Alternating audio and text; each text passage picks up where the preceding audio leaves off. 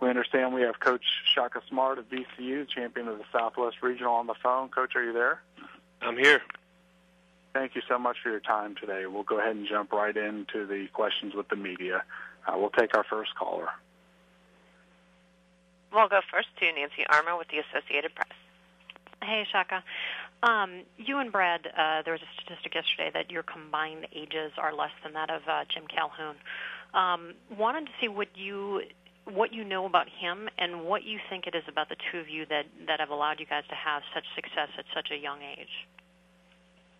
Well, he's had a whole lot more success than I have, first of all. To take Butler to back-to-back Final Fours in the national championship game last year, what an unbelievable feat. I think in terms of what we have in common, we both come from extremely humble backgrounds as players. He played Division III basketball. I played Division III basketball. When you're not a big-time Division I player, it is extremely difficult to get into Division I coaching, and you really have to work your way up. You have to prove yourself every step of the way. I think Brad did that, and what he did is, he worked his way up every step of the way at one university. For me, I went to a lot of different stops, but in a similar way, worked my way up. So I think what we have in common is certainly humble beginnings, work ethic, and an understanding that, particularly at our young age, there's a whole lot left to learn. One follow-up, do you see you guys as somewhat of a changing of the guard or kind of the next generation, whether it's you and Brad or Coach Mack at Xavier, Coach Few at Gonzaga, that you guys might be the next generation of big-name coaches or great coaches in basketball?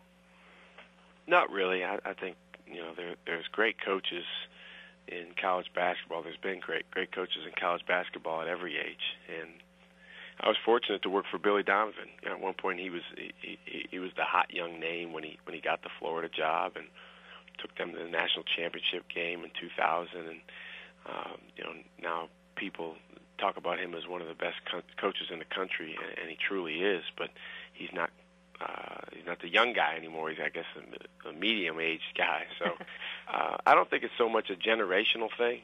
I think it's about whose programs are able to excel at this time of year. This is obviously when you get the most attention, and it still comes back to the players. I don't care how good you are as a coach. If your guys aren't playing with a clear head, if they're not going out there and executing the game plan, then nobody's going to be talking about you. Okay, thanks a lot. You're welcome. And we will go next to Paul Woody with Richmond Times-Dispatch. Hey, Coach Smart, how are you this morning? I'm great. How are you, Paul? I'm fine, thanks. I hope you're covered. Brad said you and he go back to knowing each other from when you were an assistant at Akron.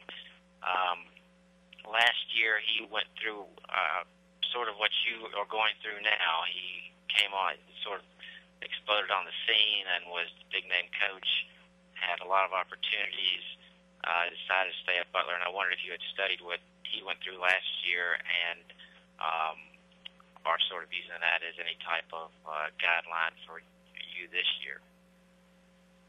Well, I wouldn't say I studied it. I certainly was well aware of it, and he's somebody that I've admired since he became the head coach at Butler. He's just done such an unbelievable job of taking an already very good program to much, much greater heights, which is not easy to do.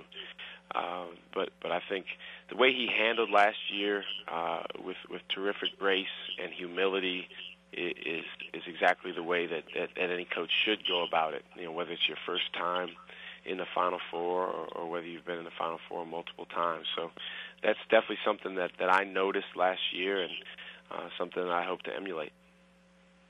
If I could follow up on that, I mean, he was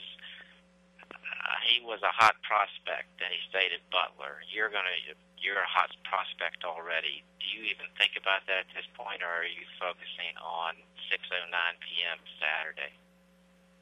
Definitely the latter. And I know that question, as I've said, kind of comes with the territory of being in the NCAA tournament, particularly at this stage. But if you can put yourself in any coach's shoes just for a second and think about the two options there. Well, do I dwell on what might happen down the road, or do I put 1,000% of my energy into what is an unbelievably special opportunity in front of me and our team right now? Then it's an easy choice. So, I'm definitely focused on Saturday. Okay, thank you. You're welcome. We will go next to Chip Howard with KZNE Radio.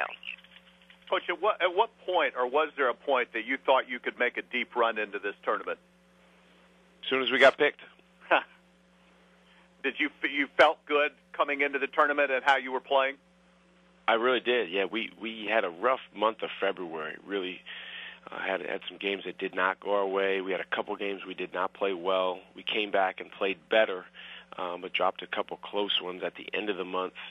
And we really needed to turn the page. So we burned up the month of February. We burned the calendar, literally, and then we played much, much better in our conference tournament. Really played well.